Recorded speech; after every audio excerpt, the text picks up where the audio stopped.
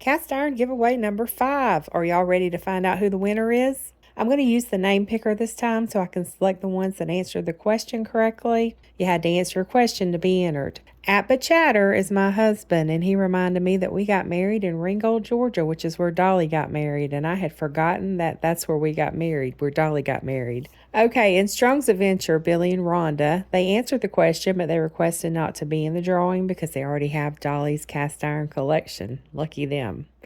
So I'm going to paste the names that answer the question and that actually wants to be in the drawing, and I'm going to paste those over here to the name picker. Okay, let me make sure I have all the names.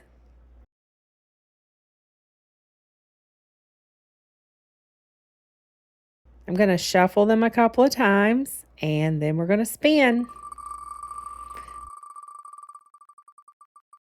Okay, looks like it's Judith. Oh, wait.